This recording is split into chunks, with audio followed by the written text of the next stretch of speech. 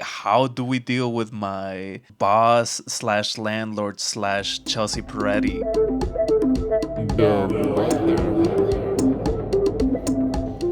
But I haven't watched any Survivor in 2026 so far, but I have watched Traders, and that's very adjacent to Survivor, so, UK traders, though, right? Or US? US. Yeah, I've seen some of the UK seasons, but I haven't seen the latest ones. I learned that Michael Rappaport is in Yep. US traders.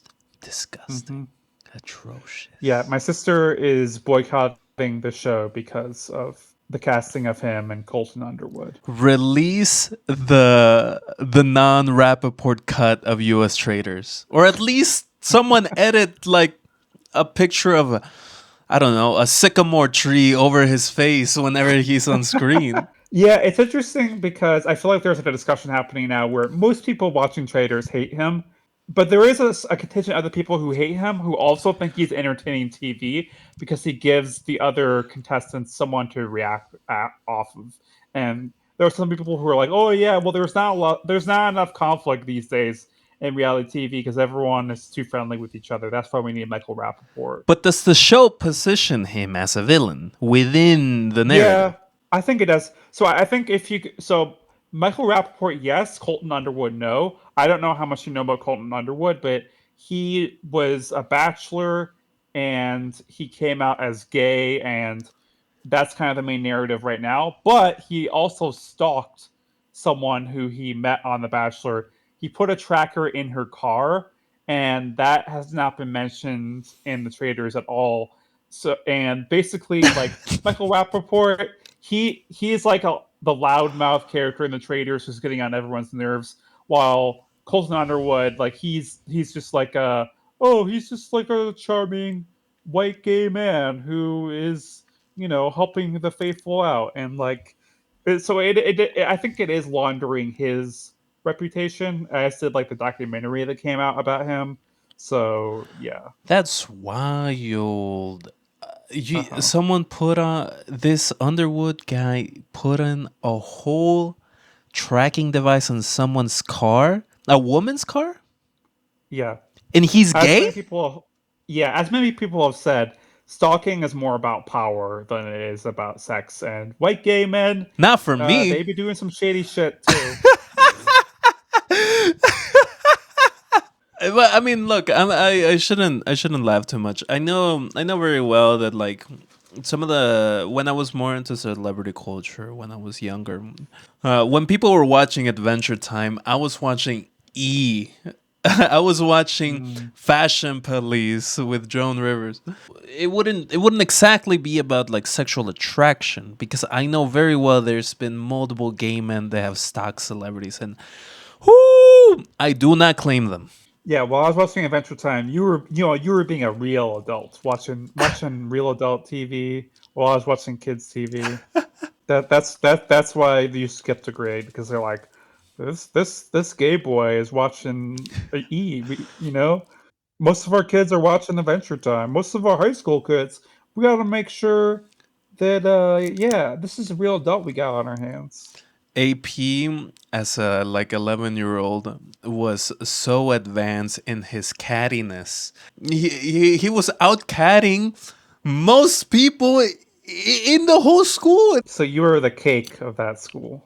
And I have the cake. Talking about cake, all we can say is take that knife and cut it up because in this show we are collectivists and this show is Dovewhether. I am your cake loving host, your number one dove AP. And I am your pie hating host, Marcy. You're a pie hater. Hater might be a little bit strong, but I always choose pie over cake, and I'm usually in the minority about this one. I mean, I know that I'm quote unquote wrong. This show is basically just me like saying controversial food opinions these days. You're First ketchup, now pie. you're not exactly a hater of pie, right? Like you can be in the same room as a pie, but you're Yeah. not gonna be happy. The only reason I kind of want to be in the same room as pie is if someone's going to throw a pie in my face. Oh, you receive a pie. You're happy to be I mean, it pied hasn't to the happened yet, face. but I feel like that'd be fun. That's a better use of pie than eating it. I've been pied for a I can fundraiser see it. once. What you know about that fundraising for pies, huh? Yeah, I mean, I'm used to just fundraising for abortions. So, but now that I think about it, I feel like that would be a good thing I could do for the next funathon. Is like if someone donates $500, or if I raise a certain amount of money, then someone can throw a pie at my face at the Chicago Abortion Fund end of year event. And that person, Caleb Williams, with the hardest throw a pie has ever been launched at, right to your face. Bam! Concussion. But that's from the Chicago Pope, sister. Yeah, go Bears.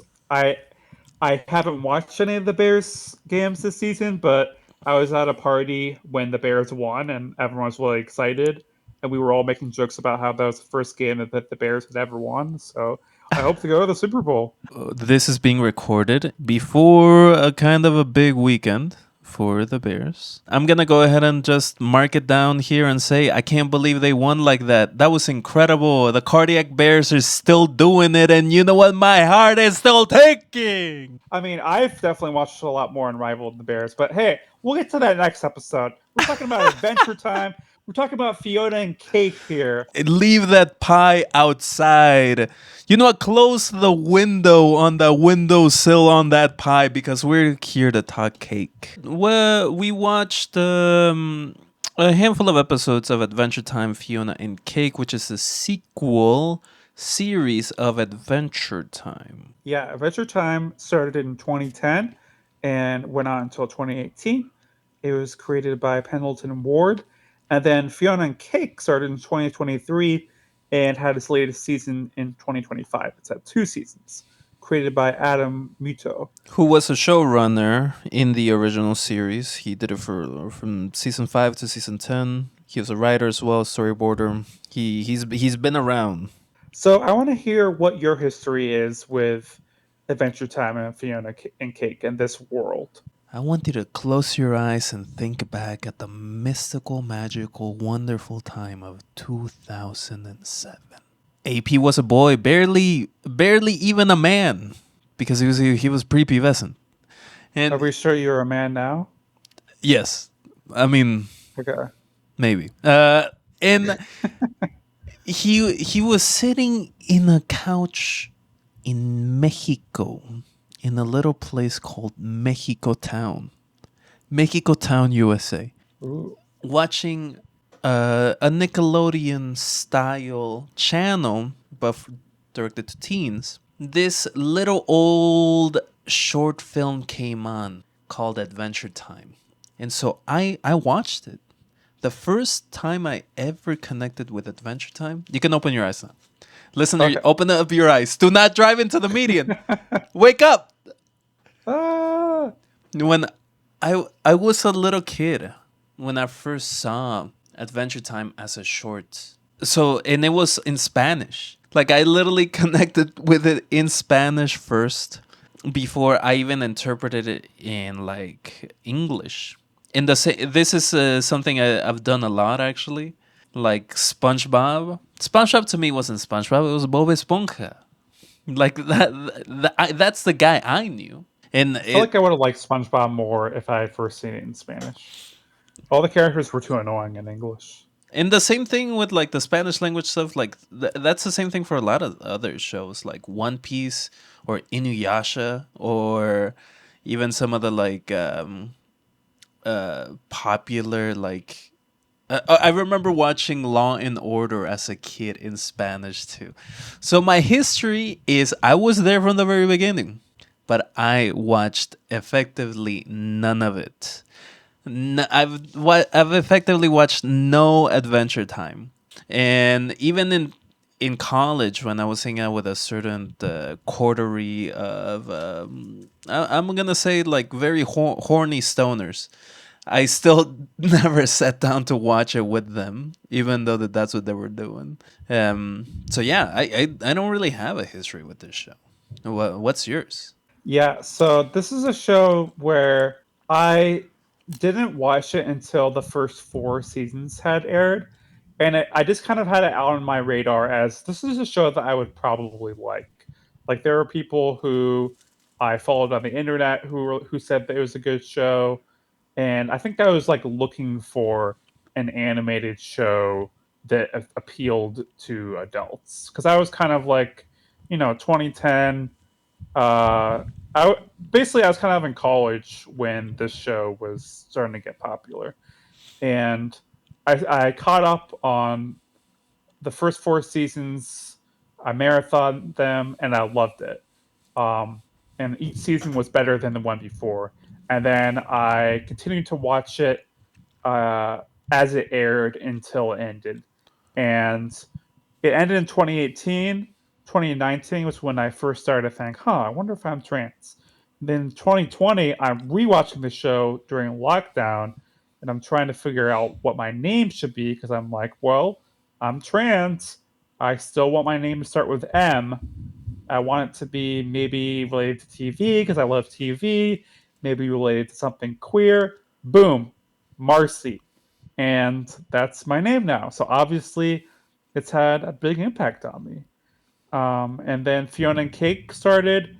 I watched the first season in 2023. I liked it a lot. And then season two rolled around, and honestly, I was busy with other things. I didn't watch it. And it hasn't really been until this we decided to cover it on this podcast that I've been able to return to season two. You kind of fit into like the exact people that should be watching this show, right? Like being being in college watching a show like this makes a lot of sense, right? Like when I was in college, people were watching this show, right? And because it's a show that's like just fun. It's just kind of a fun thing you to throw on. Yeah. And I think it definitely helps that the episodes are 11 minutes long.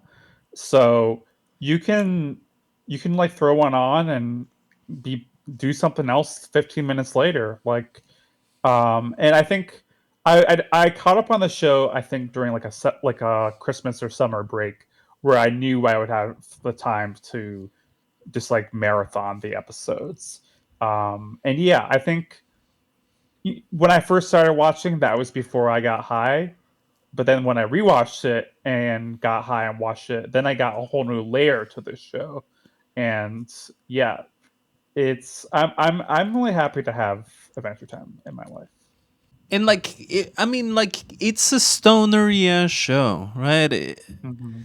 In a way that like the show itself kind of plays at too. Like Yeah, there's a lot of tropes that are just they're a little like based on like I don't know mature stuff, right? Like there's a character named Princess Bubblegum that is the lesbian lover of Marceline the vampire the queen. Vampire Queen. Yeah, yeah, and that was something that like built over time where there were like hints of something deeper between them in some of the earlier seasons, but it's not really until you get later on where you're like, oh, like there's actually something romantic. And um, I think so I'm actually watching Adventure Time right now with my girlfriend, and she knows that they get together, and she's kind of impatient. She's like, when do they get together? We're in season six right now, and there's hints, but uh, I think it was easier for me because the first time I watched it, I kind of got to see things naturally develop, and I remember like looking on the internet and people talking about like, oh, are they ever gonna kiss? And part of it has to do with like the homophobic executives that work at these animation companies that don't want gay kisses in their shows. Even up to Rise of the Skywalker. Not Rise of the Sky. Even the last like Star Wars movie where there was supposed to be a gay kiss on screen, and there was one. Two female characters kiss, and it was relegated to the corner behind the bush where like yeah two people kissed and then like a giant like slug man walked by. There's a lot of like there's clearly like this show would have loved to been more adult oriented and still silly.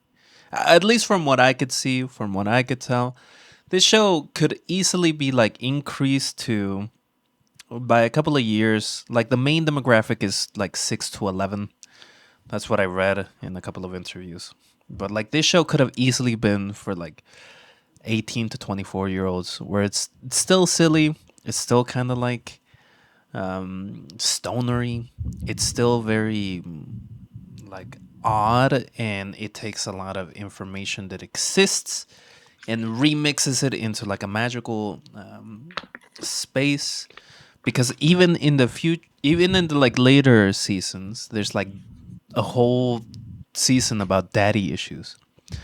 And so like this show Yeah. clearly would have been perfect for like an adult audience. Yeah, what you said reminded me that recently Snoop Dogg said that basically he saw Lightyear with his grandson, and there's like a gay kiss or something like that in there, and then he's like, I don't know what to say to my grandchild now. My grandchild's asking me questions. So it is funny that like the smallest hint of something gay in these like corporate movies like still makes people lose their minds.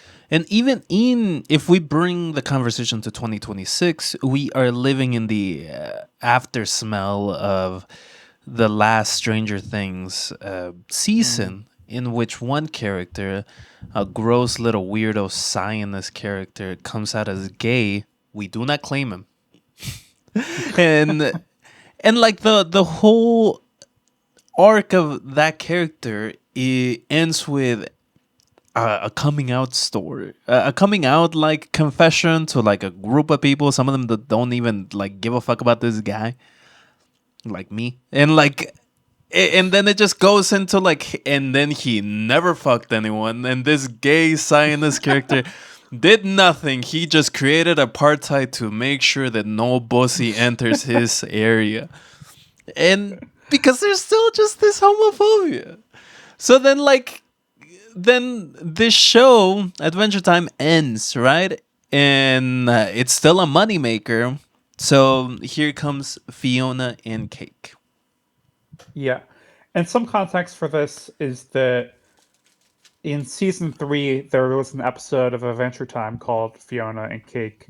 And basically the premise was that there were gender flipped versions of Finn and Jake, and you find out at the end of the episode that it's actually all fan fiction written by the Ice King.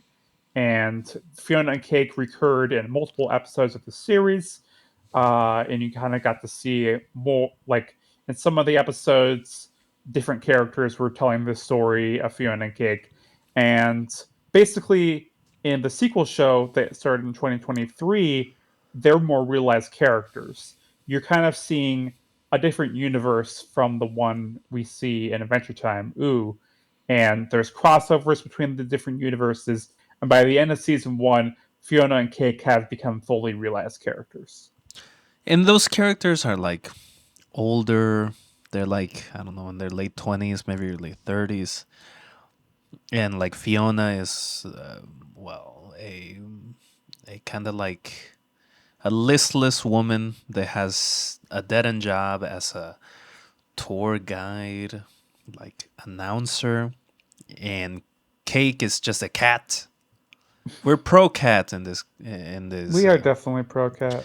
I remember when the first season came out, I remember seeing a comrade posting on Twitter, RIP, uh, and he was like, oh, this is just a cynical cash grab.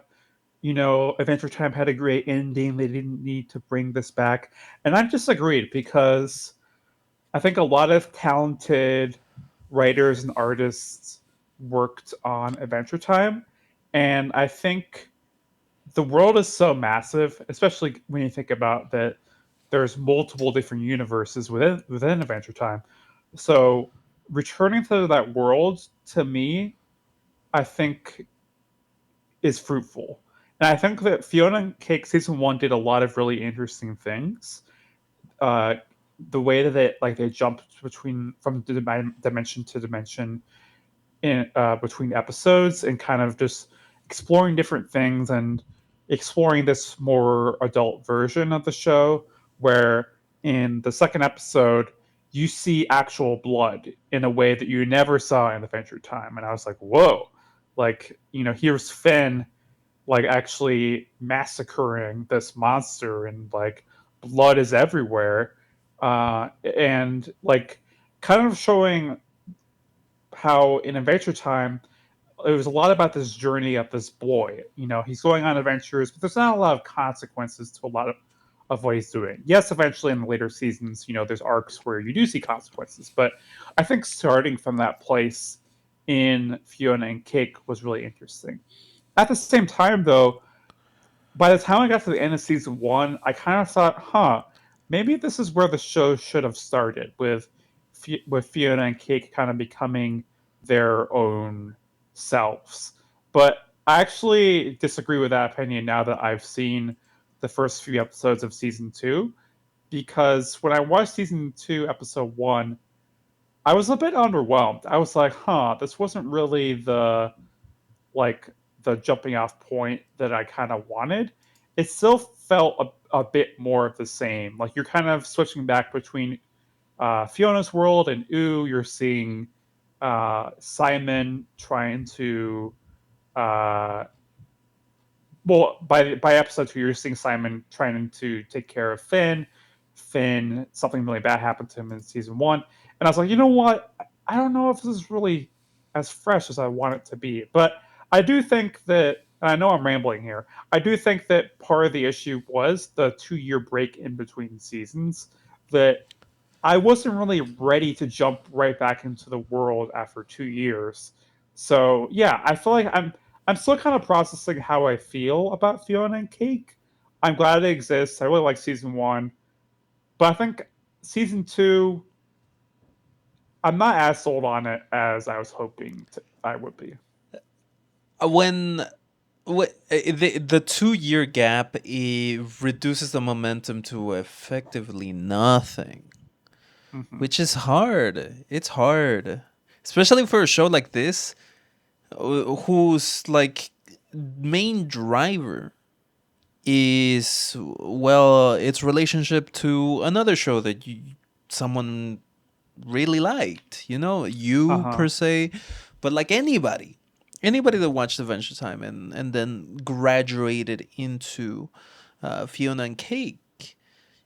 So 2 years, especially those 2 years, 2023 to 2025, like I assume, I assume Adamuto and the folks making this could tell the future and knew that like those 2 years Genocide are would happen. yeah, they knew that those 2 years are gonna be like so packed that like you could set this aside to come back later. And I kind of look. I think you have a different relationship with the show than I do, because to me, when you gave me those episodes to watch for Adventure Time, I watched them and they were fun. They're also like 11 minutes, so like Hmm. I'm in and then I'm out. It's like taking an elevator. Like it's very easy. In those episodes that we watch of Adventure Time, especially the first one where if we learn that it's a fanfic of like the Ice King, like that, those episodes were so silly. Hmm. One of them was about a race, very simple. Like the episodes all revolve around like, does Fiona like a certain person, which I didn't really like. Yeah, I feel like by the end of the episode, it was trying to be like, oh, actually, it doesn't matter if Fiona is with a man because uh she can develop her own life without one. But yeah, I definitely know what you mean. That like most of the episodes still focused on that. And then the entire creative team grabbed the feeling and the like expression of those episodes and hit the wheel hard to take a right turn into Faillennial space Hey, we're thinking about rent. My back hurts. I'm been getting ghosted too many times on my magical wizard like app meeting app, and yeah, that was hard. That happened in like a couple. I that happened. It was too much for me. It was too much for me, and it honestly put Fiona and Cake in a bad place mentally for me, where I'm like, I kind of don't really want to watch this. I Yeah, kind of no, don't give a fuck what happens to Fiona, and I'm gonna eat that cake. okay, well, we'll return to that, but I gotta stop you on this word "millennial" because this is a word they use in a voice memo. And at first, I didn't know what you were talking about. I knew it was something millennial, so I Googled it, and Google told me it was Filipino millennials, which I was like, that can't be right. And then you finally told me, no, it's failed millennials. Look, as a Mexican, I'm effectively Filipino, so I can say it. I could say Faillennial. Faillennial isn't a about Filipinos. It's like failing. It's like we were both there in 2013, 2014, where fail was the word de jour. Yeah, Yeah, you fail, know. fail army, fail nation. Now I'm just describing 2026. Yeah, fail comics. I was into those for a while. You got the guy saying "fuck."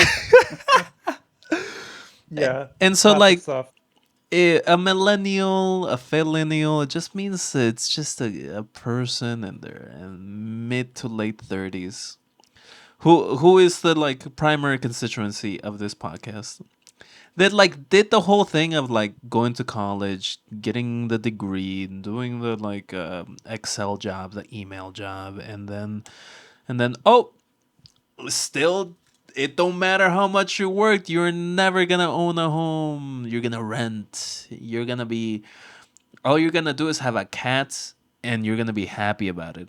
And yeah, sure, you'll get to drink that IPA that you love, and then you eventually replace with like seltzers, hard seltzers. I'm talking about me right now. This is me. And yeah, I don't know. And I think maybe having lived the like a Fiona life, I kind of didn't really want to watch it. In the whole Yeah, premise of like, hey, how can we go back into finding the magic in the mundane? Just kind of like, bro, the president's a pedophile. I don't give a fuck about finding the magic in the mundane.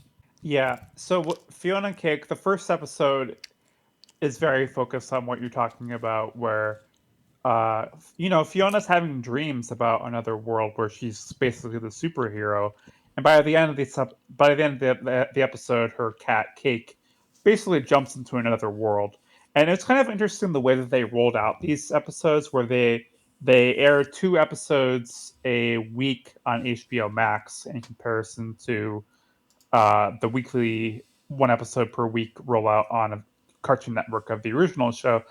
And so you got to see episode two immediately if you were watching week to week. And that one focused more on Simon, aka the former Ice King, and like what he's up to. And there's like a bit of that too, where he's older, but he's basically acting out uh, like in this historical set of like, oh, what was the 20th century like?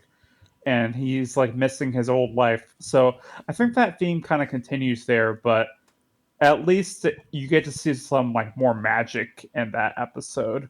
And I think like that was like one thing that I kind of faced in both season one and two of Fiona and Cake, where you're starting out in this world that's like in some ways less interesting than you because there's not really magic in it. And I was like, huh, I'm always going to kind of prefer the world of Adventure Time, these 11-minute, like, shots of adrenaline that have magic in it, than what you said of like living in this kind of mundane, uh, oh shit, like we got to pay our bills, but our boss is being an asshole life. But of course, one of the benefits of Fiona Cake is that because there are these other dimensions, you are going to see characters cross over. You are going to see more of that whimsy in other And episodes. I like okay, this is when I have to like literally take my whole mask off here and say that I hate that shit. Honestly, like it feels like this show is weighed down by a history that isn't important for the larger concepts that they're like communicating. The things about like living in a country in a time where you did everything right and they still indicted you. They still threw you into the fucking well of despair because that is the machinations of somebody else.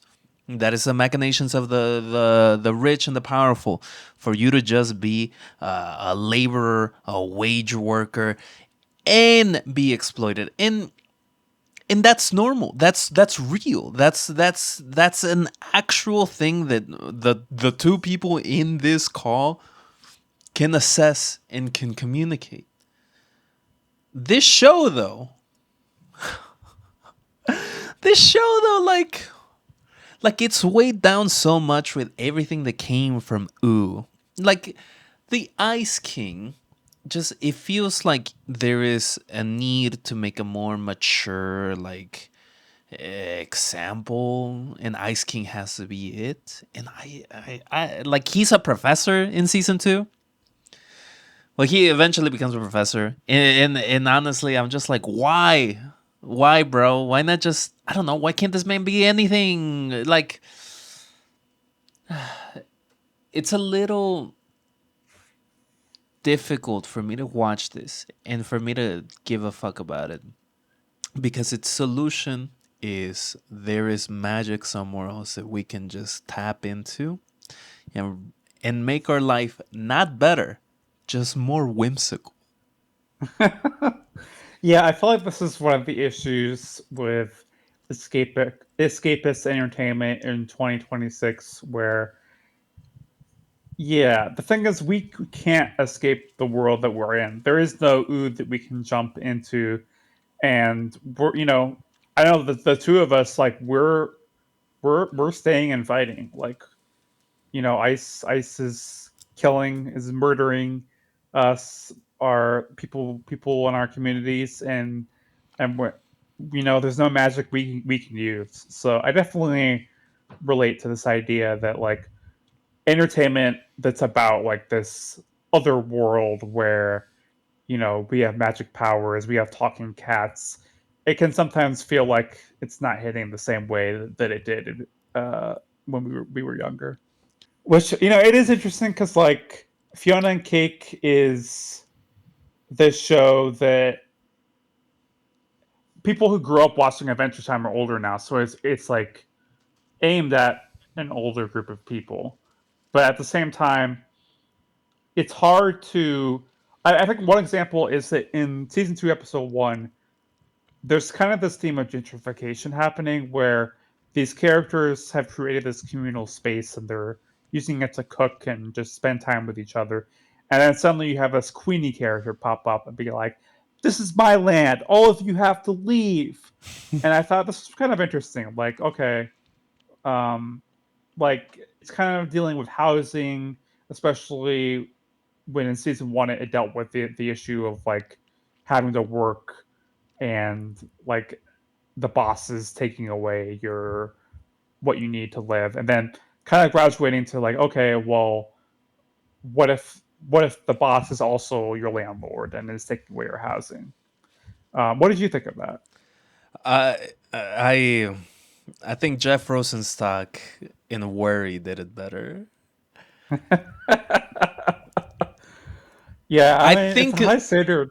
I think the musical Rent did it better.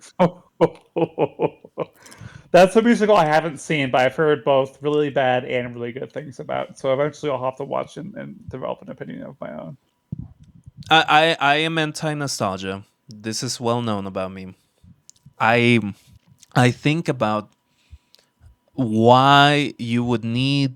to talk about things like labor issues or housing issues through not HBO Max, just Max original animated show called Fionna and Cake. And like this feels like a contradiction to me. This feels like you grabbing the true difficulties of the people that would live within this that did live this experience at the start of it in the 2010s, or like even in the 2000s, the kind that like Jeff Rosenstock was like screaming about and worry. And Jeff is in his early 40s, and Adam Muto and Pendleton Ward are also in their early 40s. Like it's a show about what it was like to be 28 in the 2000s. And I just don't want to see that. I just don't want to I just see want to note that. that there's also a connection here in that Jeff Rosenstock wrote the music for another animated show, Craig of the Creek. So you have that. And Craig of the Creek, though, is about children having fun being children. Hmm. Like, there's nothing contradictory about that. Like, one of the things that I was thinking about as I was watching this was my time enjoying Gravity Falls. Mm. I was very late to Gravity Falls. I watched it actually one Thanksgiving break in college, and I like that. There's no contradiction there. Sure, you're talking about like world destruction, but so what? The world destruction, like what it showed, is never gonna happen. So like some kids being able to like fight that and like divert evil, sure, that's okay. I just whimsy's not gonna resolve our rent issues. Like I'm sorry to tell the Fiona and Cake lovers out there, but it's not.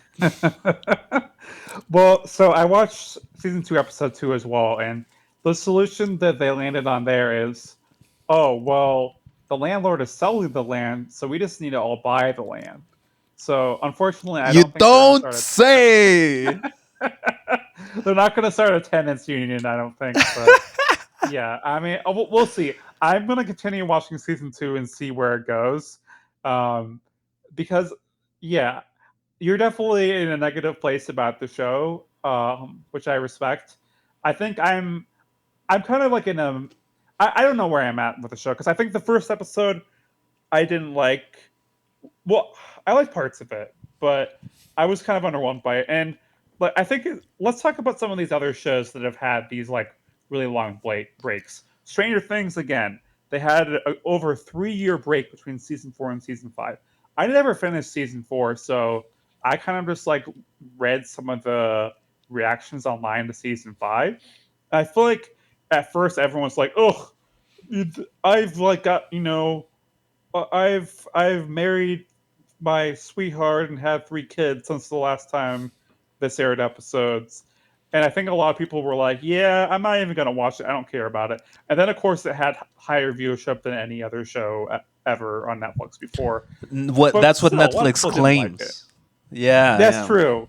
Yeah, it's not like Nielsen anymore, where like we have a company that's actually tracking it and giving us real numbers. They're just like, well, at least this many people watched at least 5 seconds of it, therefore it is the most watched thing ever. Don't pay attention to the fact that we also made the episodes longer so that now we can really beef up the numbers. Look, I didn't watch after season three.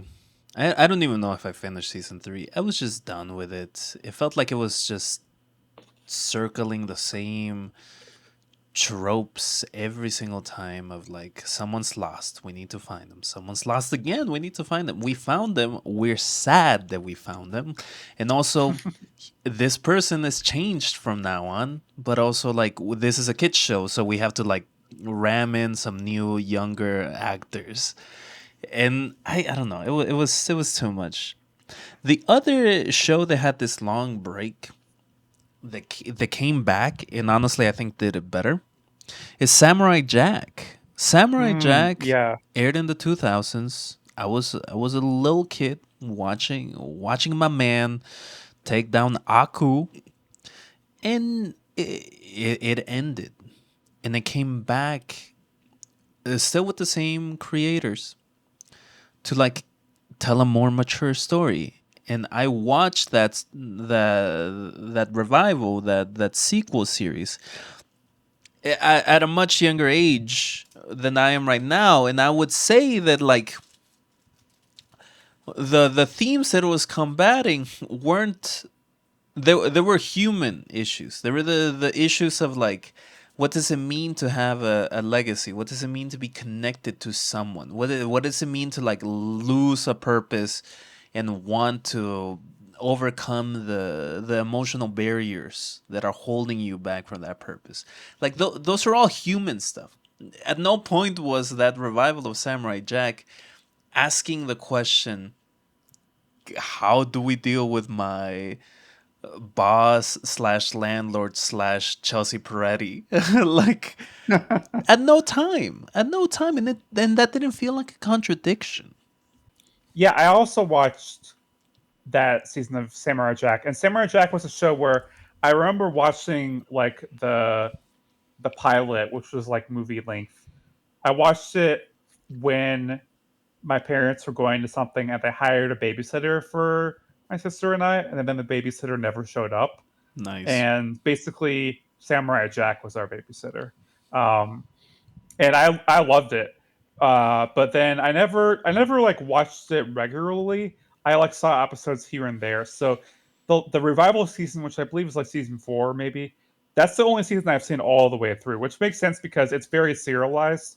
While the original seasons, like, there's not a lot of serialization there. Like, there's the overriding mission of getting revenge, but each episode kind of has its own standalone thing.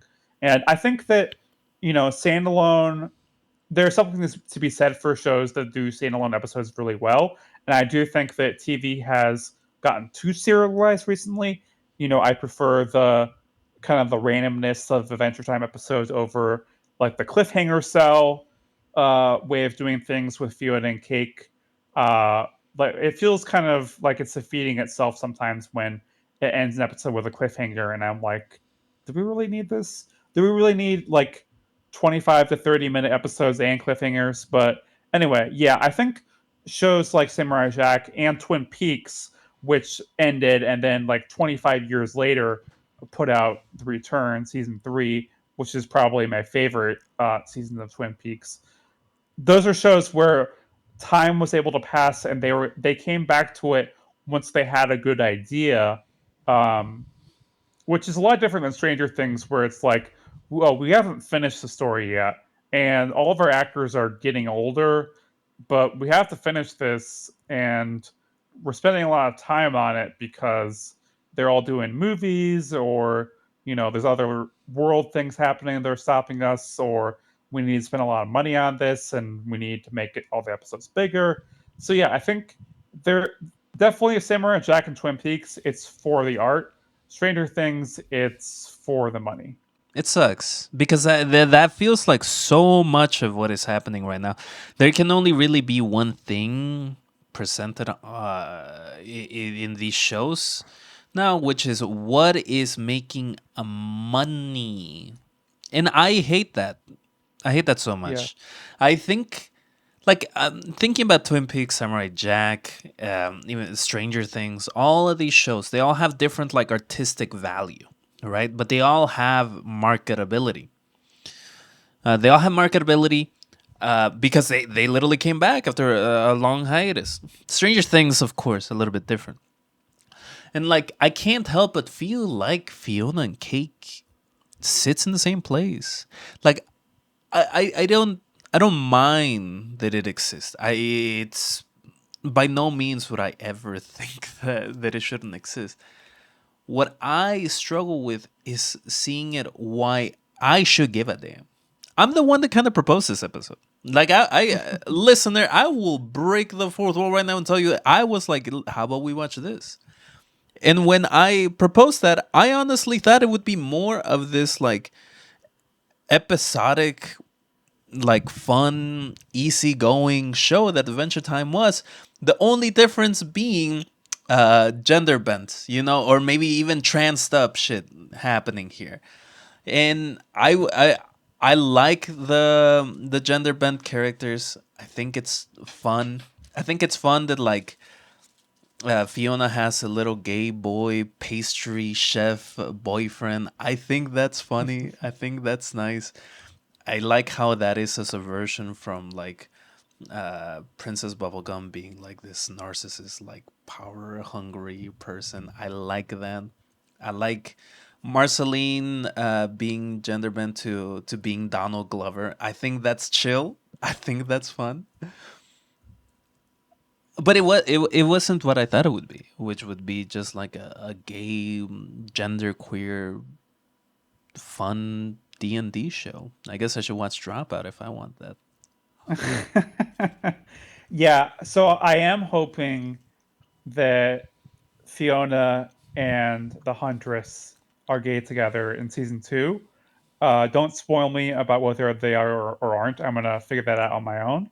But the theme song is painting them as mirrors to each other, and given that the Huntress and Fen seem to have a thing going on, I don't see why the Huntress and Fiona can't get it on too. Because it's like, oh, your boyfriend's dying, you're in a different dimension. Why not get it on with uh, the gender bent version of your partner? Yeah, yeah. We've all been in that position. Uh huh. Gender Yeah. bent AP. We by mere twist of fate we find each other in this bed. Gender.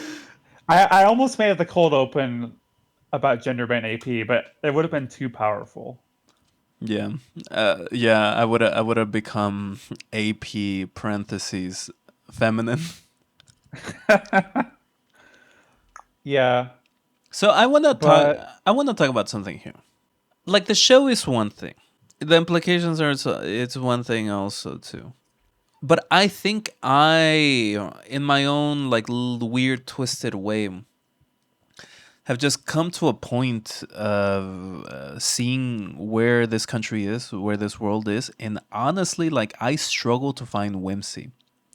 I struggle to be silly, like I really do, and so like seeing this show kind of kind of aggravated that in me, where it's like even the Adventure Time episodes where they're fun, sure, I can say that they're fun. It's still like it sets me off where it's like I don't want to have fun. I don't want to have joy. And I think about some of the shows that I watch these days where like in a similar format, Smiling Friends. Smiling Friends is a fun show. 11 minutes also definitely geared towards like an adult audience. And it's a very random show in a millennial way. And it's also like a violent show in a like millennial way and I just kind of I like that show more than I liked anything I watched for Adventure Time or Fiona and Cake. I just I don't know why. I don't know why, but it feels like it has the enough tint of sourness that helps me like shift into like a more whimsical, more fun and easygoing space. And I just think Fiona and Cake didn't do that. And that's not on Fiona and Cake. That's I think just a reflection of the current times we're in. yeah, so Smiling Friends is a show I haven't seen, but it's a show I've seen people recommend online multiple times, and now that it has your recommendation too, I'm gonna have to check it out. There's another show that we both like that returned recently, The Pit, and that's a show that doesn't take multi-year breaks. It's back less than a year after it ended, and yeah, I know you were really happy to have that show back. I'm definitely happy to have that show back. So, what is it about The Pit that allows you to have fun, even if you're not able to have fun with? Adventure Time or Fionna and Cake. I watched a couple of interviews with Noah Wiley, and he reiterated something I've heard him say before, which is like remove the show removes artifice. The fact that there's no soundtrack, there's no there's no intro either. It really is just like it's all in vivo. It just starts. It just is. And the subject matter is a million times harder than anything Fiona and Cake could like muster. But it's also because there's such little artifice. There is real feeling that I'm watching something that is engaging with my own lived reality in a mature way, in a way that like is actually is actually is actually a it's actually real. It actually gives a fuck about what it's saying, and I like that. I like that way more. I like that way more, and not everything that I've seen does that. I watched season 2 of Reacher, not for the podcast, but just for fun, and even that felt so out of place. And if you have more questions about what I think about Reacher, listen to the last episode. And even other shows like Andor in season 2 of 2020 in 2025, like I wasn't super plussed seeing this like show being propped up as a revolutionary text, because it's like there's real limitations to that are derived from the massive amount of artifice put onto this revolutionary story. In the Pit, it's just blood, competence, anxiety, and beautiful people doing it, and I'm like, oh yeah, baby. Take my Yeah, pleasure, take my pressure, and it's high, and I can tell you why it's high. yeah. You wish you could be a patient on the show, and you could be treated by these doctors. By literally all the doctors. Yeah, every day you get to be treated by a different doctor, and you have like a punch card, and you're trying to get through them all. You don't want to sleep with them, you just want to be treated by I just want to be. I just want to. Samara, please, please. Well, I'm glad that they're Huckleberry, I'll paint you. All right. I'm glad that there's still some shows that are giving you some enjoyment these days, and I think I'm gonna watch the rest of season 2 of Fiona and Cake, and if it ends up bringing out some things that I think are worth noting, I'll just mention it on another episode, which is proof that you need to listen to every single episode of our show. You can't skip any of them. We got something called Hopecast. And boy, oh boy, is it getting even harder to have hope right now. But hey, this is Dovewhether. We still keep the hope going because we need to. Because if we're gonna win, we gotta keep going. So my hope. So I'm gonna start out by saying this is already in the first week. This is an all-time hellish year. You had Trump bombing Venezuela and kidnapping Maduro and his wife. And after that, you had the murder of Renee Good in Minneapolis. And it's important to note that this isn't the only murder of someone in America by ICE. We had the murder of Keith Porter in LA on New Year's Eve. And of course, we live in Chicago. We got a note Silverio Villegas Gonzalez was killed by ICE. And the amount of people killed by ICE, there's no way to say every single one of them because there's people who are dying in the detention centers, people being shot, people who are being hit by trucks after being chased by ICE. Like there's no amount that there's no list that will cover them all, but I do want to shout out some of the other ones. Roberto Carlos Montoya Valdez, Jamie Alanis and Jose Castro Rivera, um, because there has been one thing that has given me hope is the amount of anger and sadness that I've seen over the last week or so, and the videos of ICE agents falling on their ass. Because I do think that despite all the terrible things happening, despite all the violence being enacted by our government, by ICE on ourselves, that we know that we're gonna win. We know that we have each other, and that we're gonna use this anger, this sadness to fuel us because we have the numbers, and ICE, fuck ICE. What is giving you hope? I have been to many protests through 2025, and I've become jaded. Honestly, like the one thing that you can do is find me at a protest. But after Renee Good got killed by Jonathan Ross on camera, I have felt a lot, and I was feeling a lot that day.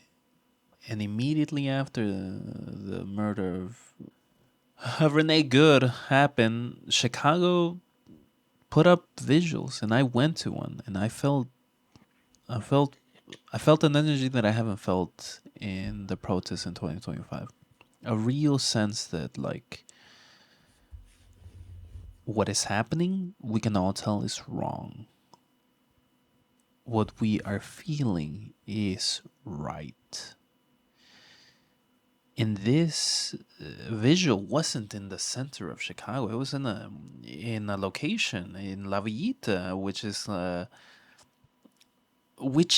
the place where ICE has been terrorized. I feel closer and closer to believing that this country can actually do something of note against the rich pedophile class, and I like that.